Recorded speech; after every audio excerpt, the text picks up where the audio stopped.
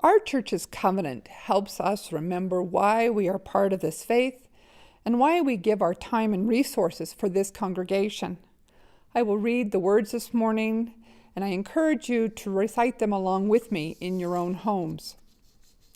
Love is the spirit of this community, and service its law. This is our great covenant, to dwell together in peace, to seek the truth in love, and to help one another. And our chalice lighting this morning, the words come from Maureen Killoran.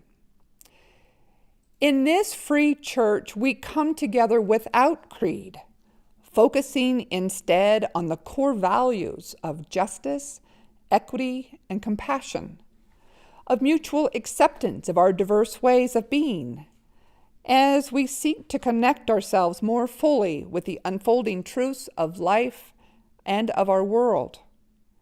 We come together in shared conviction that all people deserve a voice in matters that concern them, and that it is up to each of us to protect the rights of all, particularly those who, for whatever reason, have long been held in silence.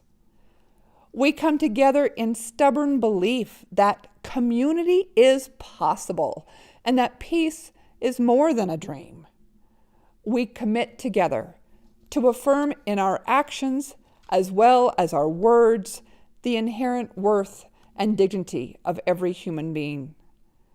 We come together in awareness of our interdependence with all humanity and with the wider web of existence, for that too is part of what we mean by we.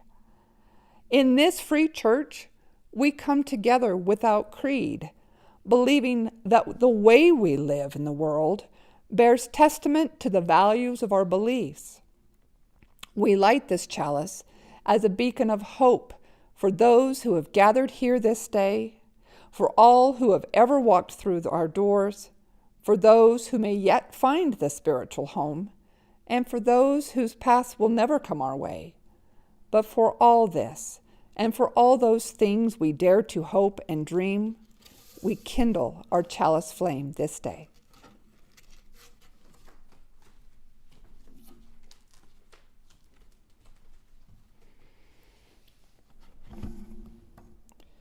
Our call to worship reading is called Open Up the Doors by Linda Sue Ulrich.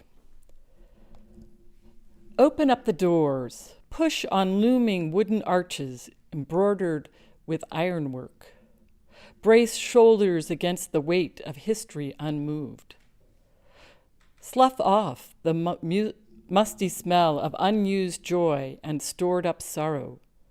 Knock rust off the hinges if you have to, and let your breath precede you inside.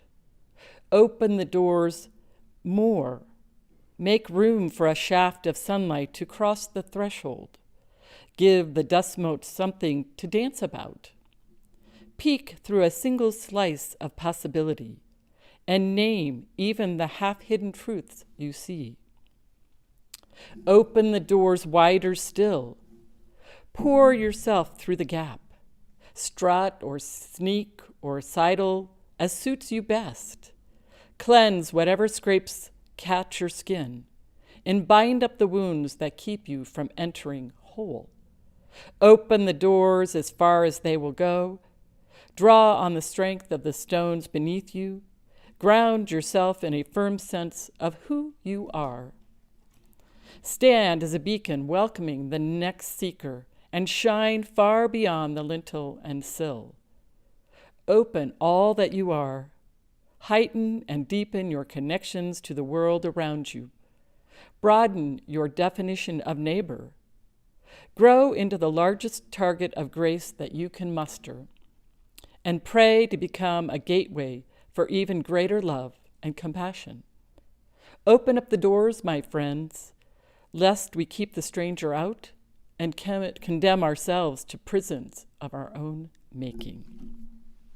Now we were listening to the opening hymn of 1029.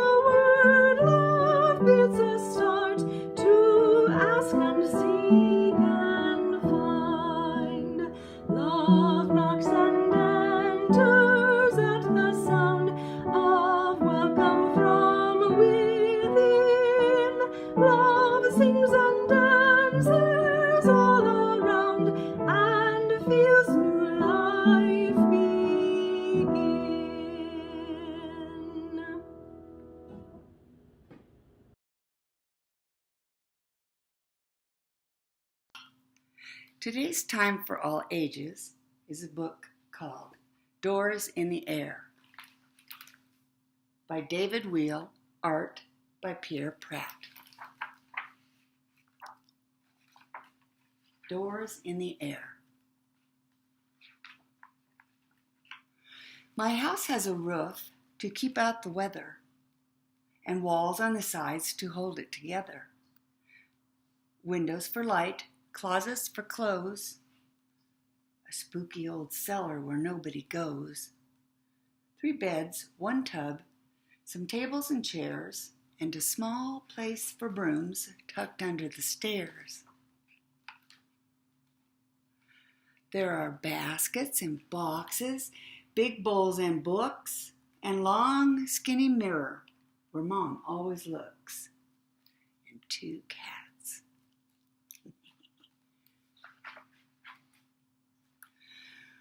There's an attic for trunks, a porch with a mat, 2 hooks on the wall for my coat and my hat.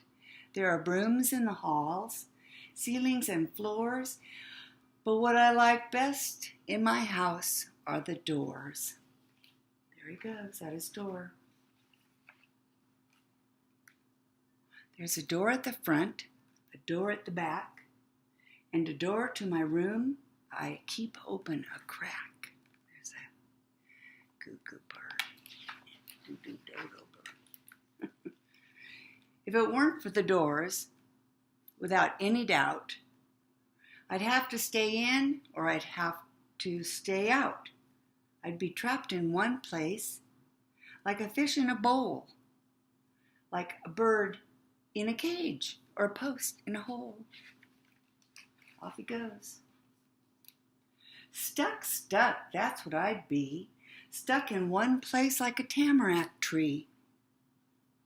But doors open wide to let me pass through, like rain down a spout or smoke up a flue.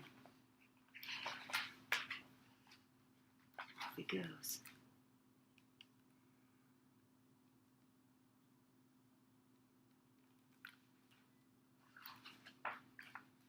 Doors, doors, that's all I know. Look for the doors wherever you go. Just close your eyes tight and reach out your hand, then slip through a door to a faraway land. Doors in the darkness, doors in the deep, a door to your dreams when you drift off to sleep. The dream doors you open, so tall and so wide, are doors to a castle you have waiting inside. Doors are super surprising, splendiferous things. And when I pass through one, it's this that I sing. Oh, sesame, sesame, east of me, west of me. Sesame, sesame, snap.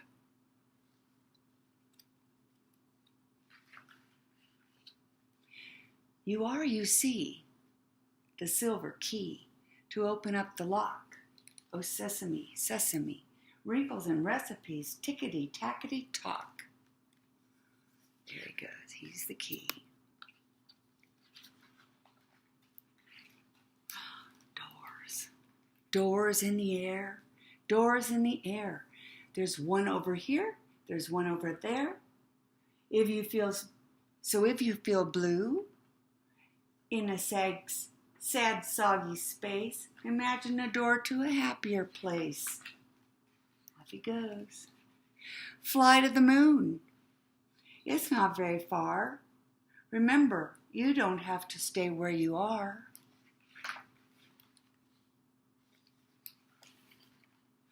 Oh, sesame, sesame, east of me, west of me. Sesame, sesame, snap. You are indeed a silver key. So all you need to do is open a door to a shimmering shore and go sailing right on through. The end. We can all sail on through.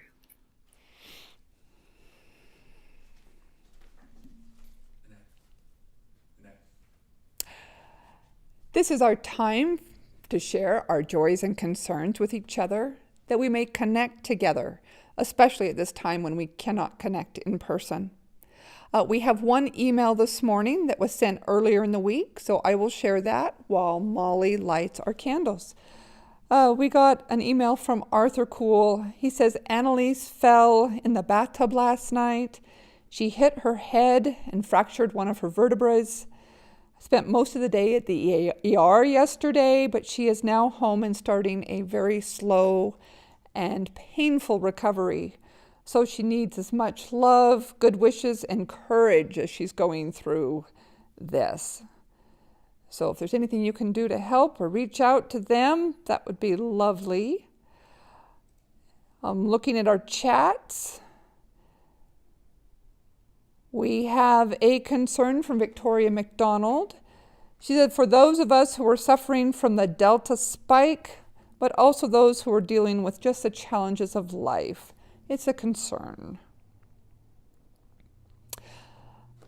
Molly Brinkerhoff has a concern. Her friend Joan Nichols is in the hospital. She's had 2 surgeries for an infection over the past week, so we wish her well. And I have a joy. I'd like to light a candle. My daughter and 2 of my grandchildren have been living with me for the past 2 months, and they found an apartment last weekend and have moved out on their own, and that's lovely for me and that's lovely for them. So it's a win-win all around. And unless there's any new things in the chat box, we will light one more candle for all those joys, concerns, and sorrows that we hold in our hearts and choose not to share at this time.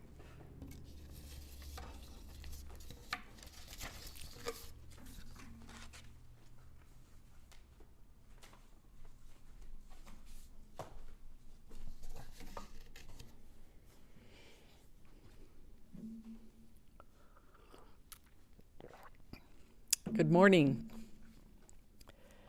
A couple of months ago, my book club chose the book, The 10,000 Doors of January. It is a novel about January, an odd-looking child who finds a strange book. A book that carries the scent of other worlds and tells a tale of secret doors, of love, adventure, and danger. Then my husband and I met our oldest son in Park City for a day. One of the activities was to go into art galleries, whereupon I saw a photograph of a door. I seriously thought about purchasing the photo since the textures and age of the door intrigued me. What would you see when you opened the door to the inside? How many people have walked through this door? How has it changed their lives? Then I thought, what would be your view if you opened the door from the other side? I sort of regret not purchasing the photograph. As you saw in the prelude with Steve Weich's photographs, he too was fascinated by the doors of Italy. When I look at them, I again wonder about the lives and stories behind those doors. Do you wonder as well?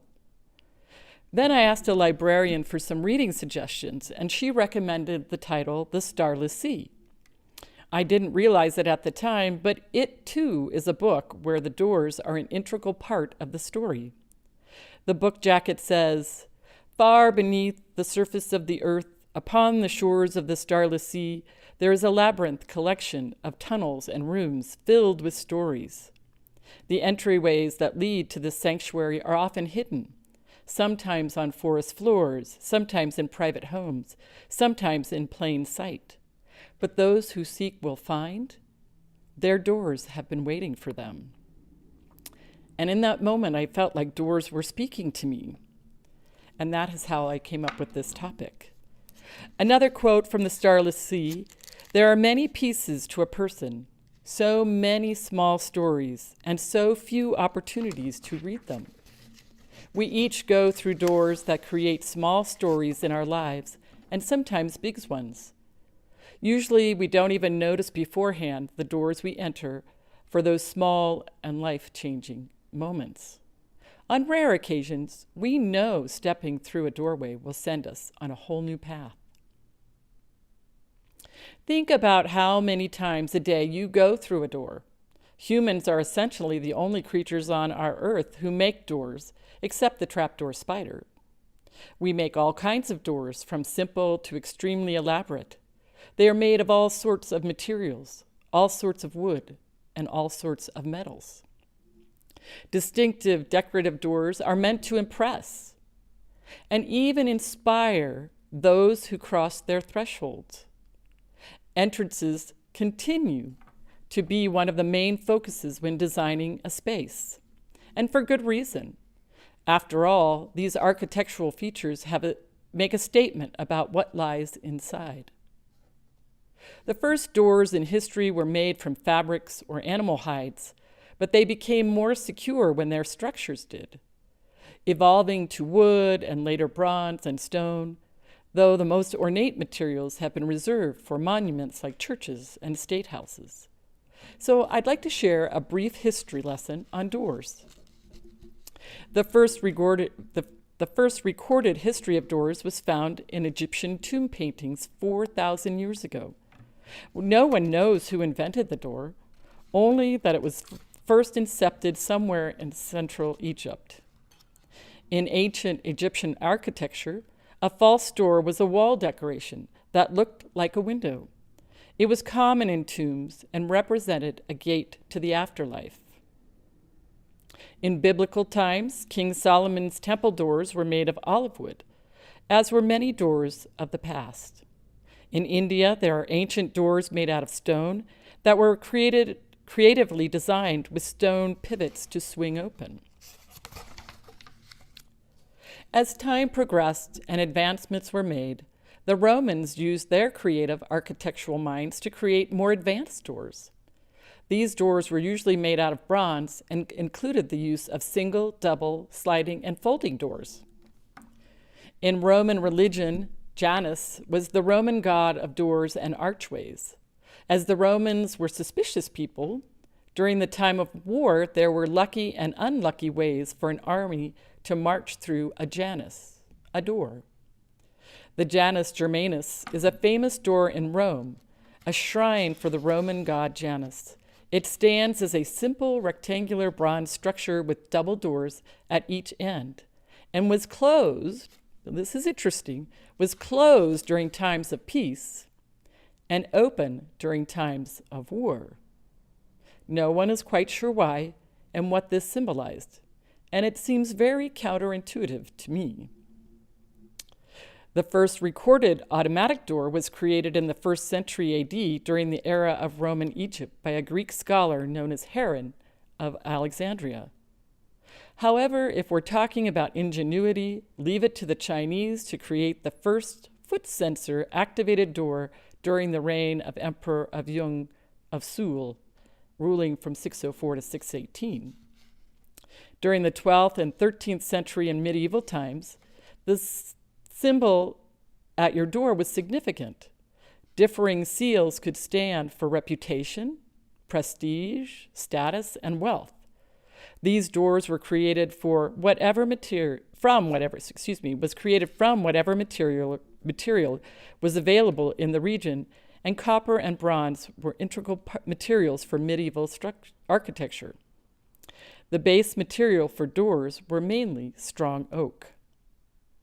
And craftsmanship was at its finest in the 16th and 17th century, in a time period known as the Renaissance. This era was considered the bridge between the Middle Ages and modern history. It was time when intellectual pursuits prevailed and art techniques were refined by masters like Michelangelo and Da Vinci.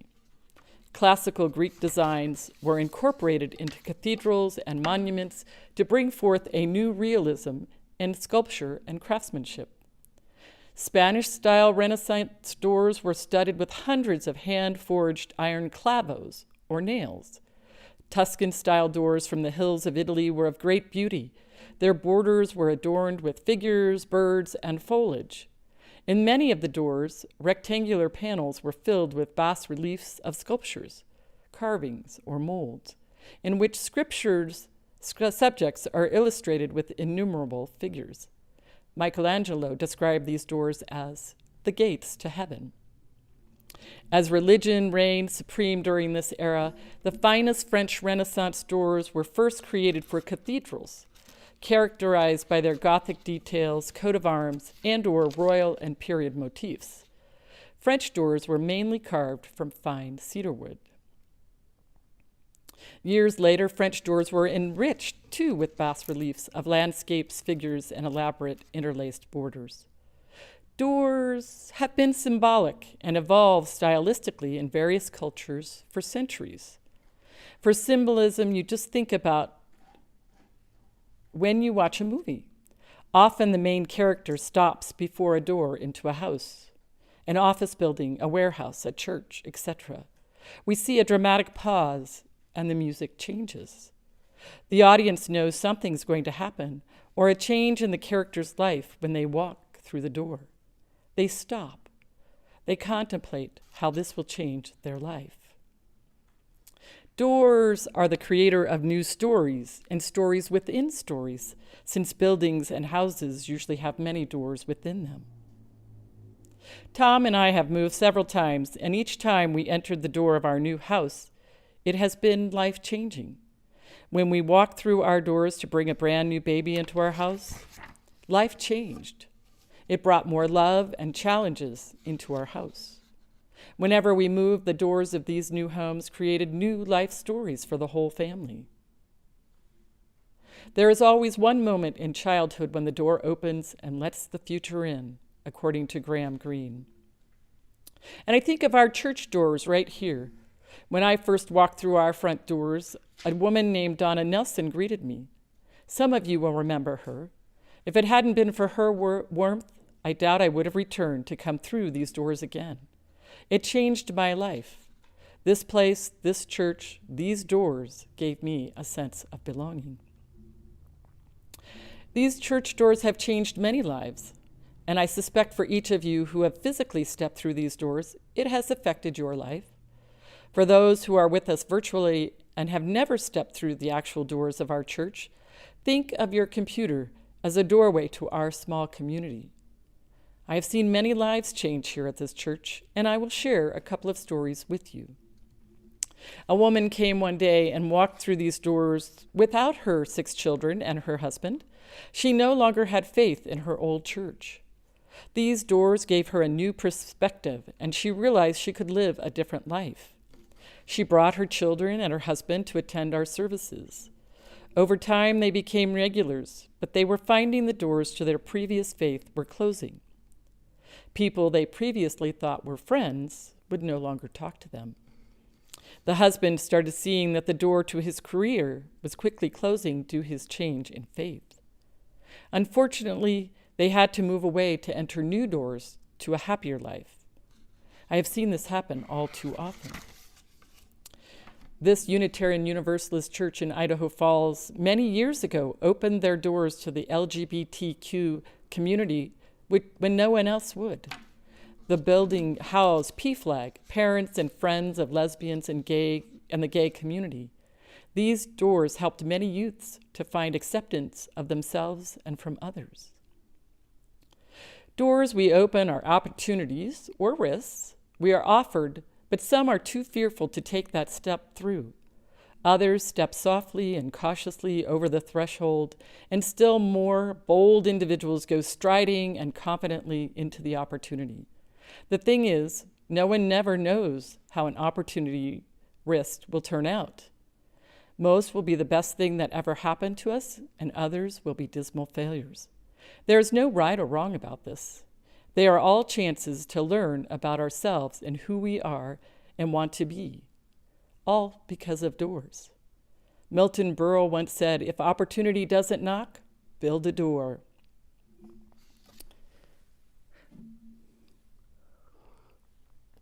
When I took a job with the local school district as a building tech for an elementary school, I walked through those doors with little experience, with some confidence. By the end of the day, I wasn't sure if I could continue. It was overwhelming and far more complicated than I realized. But I continued to walk through those doors and persisted to end up working for the district for 15 years. And on a side note, I'm not sure why I applied for this job, and the principal who hired me took a leap of faith on me. Also, when my sons heard I got the job, they laughed and said, They hired you? I surely fooled those boys, but maybe it influenced them that tenacity and hard work pay off, and to go boldly through the doors to new opportunities. Marla Gibbs wrote, "I truly believe that everything we do and everyone that we meet is put in our path for a purpose. There are no accidents. We're all teachers. If we're willing to pay attention to the lesson we learn, trust our positive instincts, and not be afraid to take risks or wait for some miracle to come knocking at our door." Johnny Cash said, "You build on failure. You use it as a stepping stone. Close the door on the past. You don't try to forget the mistakes, but you don't dwell on them." Doors are like people. They come in all sizes, large, small, and in between. Most are standard size, but when you have unique doors, say like a hobbit door, but there are unique doors like hobbit doors. There are hinged and unhinged doors, doors that are stable and doors that are fragile, hollow or solid, plain, painted, varnished, and embellished. There are front doors, back doors, closet doors, bedroom doors, office doors, barn doors, sliding glass doors, revolving doors, and screen doors. Think of the doors in your life. Thousands of doors were closed due to the pandemic, and now many are reopening, but unfortunately, some are not. Each door holds sad and happy tales. They have been slammed and closed ever so quietly. Doors, again, can be quiet or squeaky. Doors even speak to us depending on how they are opened or closed. Do you have memories of children running through doors? Or yourself running through doors? People coming home or going away? Even animals are sometimes hesitant about going outdoors. Watching our new pup Apollo, he at first often stopped at doors. The outside can be a scary place, but rewarding once he stepped over that threshold. This holds true for humans as well. Even the use of the word door or doors has symbolism in many books and songs for opening our hearts or closing them. So listen closely to the postlude by Peter Townsend, "Let My Love Open the Door." I think a quote by Ludwig Wittgenstein says it all. A man will be imprisoned in a room with a door that's unlocked and open inwards, as long as it does not occur to him to pull rather than push. We need to check the doors within ourselves. Do we need to pull ourselves or push, especially during this unusual time in history? So doors are an important part of our lives. They are actually the gateway to our lives and can symbolize who we are. And finally, a quote attributed to Jim Morrison of the Doors is, "There are things known and things unknown, and in between are the doors."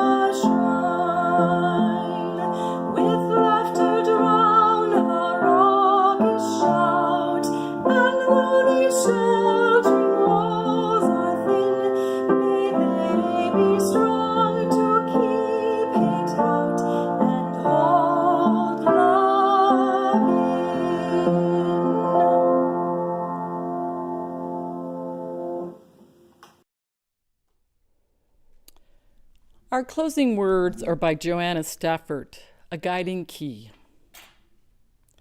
Follow your heart and you will be fine.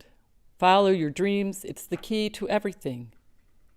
May your heart be your guiding key and allow it to help you be all you can be. Open to new doors, to fresh starts, blessed beginnings, and embrace the future that stays bright. Rise up from the dark and soak in the light. You will give yourself the room to explore when you learn to finally close over old doors, leading to a pathway to explore, freeing ourselves to soar. Let your soul guide you to the place you need to be and to follow your dreams, because it is the key to everything.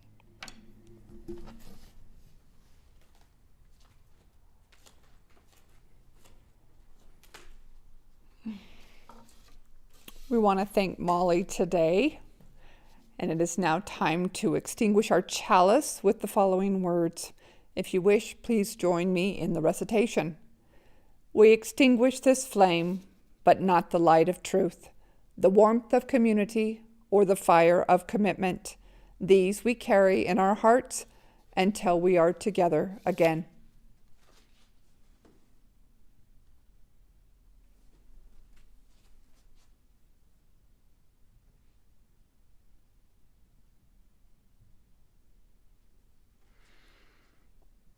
So please join us for our virtual coffee hour directly after the service. The link was included in the same email as today's service.